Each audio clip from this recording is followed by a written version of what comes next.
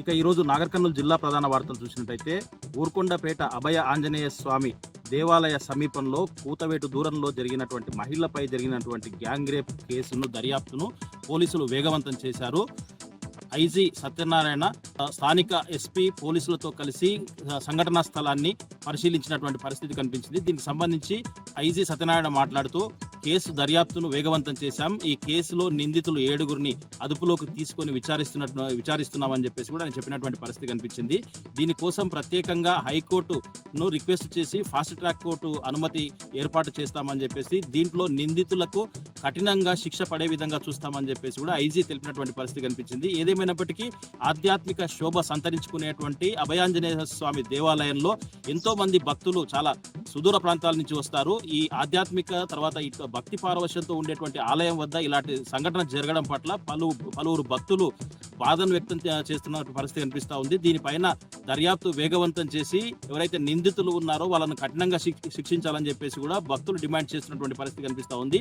ఈ దేవాలయ పరిసర ప్రాంతాల్లో ఎలాంటి మద్యం కానీ మత్తు పదార్థాలు కానీ అమ్మకుండా చూడాలని చెప్పేసి కూడా భక్తులు డిమాండ్ చేస్తున్నటువంటి పరిస్థితి కనిపిస్తూ ఉంది. దీనికి సంబంధించి గత కొంతకాలంగా కూడా కొంతమంది ఆకతాయిలు ఎవరైతే ఒంటరి మహిళలతో పాటు ఎవరైతే అనుమానాస్పదంగా కనిపిస్తారో వాళ్ళను టార్గెట్ చేస్తూ ఈ ఆకతాయిలంతా కూడా వాళ్ళ పైన దాడికి పాల్పడమే కాకుండా వాళ్ళ దగ్గర ఉన్నటువంటి డబ్బులు తర్వాత బంగారం కూడా లాక్కుంటున్నారని చెప్పేసి ప్రస్తుతము అది ముదిరి పాకాన పడి ప్రస్తుతము ఏకంగా గ్యాంగ్ రేప్కే సిద్ధపడ్డటువంటి గ్యాంగ్ రేప్ని చేసినటువంటి పరిస్థితి నెలకొందని చెప్పేసి భక్తులు ఆవేదన చెందుతున్నటువంటి పరిస్థితి కనిపిస్తూ ఉంది. ఏదేమైనప్పటికీ ఆలయం వద్ద భద్రత పెంచి గుడి ఏదైతే విశిష్టత ఉందో దాన్ని కాపాడాల్సినటువంటి అవసరం ఎంతైనా ఉందని చెప్పేసి కూడా భక్తులు ప్రభుత్వాన్ని కోరుతున్నటువంటి పరిస్థితి కనిపించింది. ఇప్పటికైనా రాష్ట్ర ప్రభుత్వం స్పందించి ఈ గుడికి భద్రత కల్పించడంతో పాటు ఇక్కడ భారీ బందోబస్తు ఏర్పాటు చేసి భక్తులకు రక్షణ కల్పించడంతో పాటు ఆధ్యాత్మిక శోభ మళ్ళీ పునర్వైభవం తీసుకొచ్చే విధంగా కృషి చేయాలని చెప్పేసి కూడా భక్తులు ప్రభుత్వాన్ని డిమాండ్ చేస్తున్నటువంటి పరిస్థితి కనిపిస్తూ ఉంది.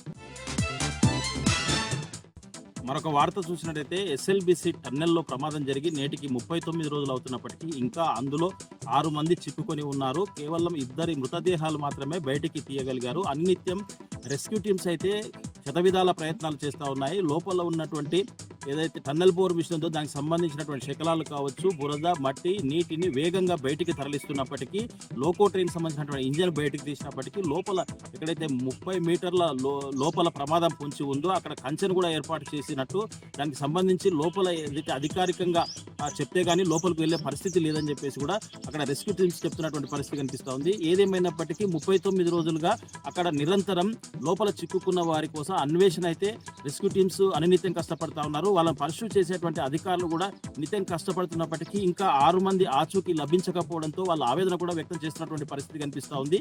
త్వరితగతిన 6 మంది ఎవరైతే లోపల చిక్కుకున్నారో వాళ్ళ మృతదేహాలను బయటికి తీసి కుటుంబ సభ్యులకు అందజేయాలని చెప్పేసి కూడా పలువురు డిమాండ్ చేస్తున్నటువంటి పరిస్థితి కనిపిస్తూ ఉంది.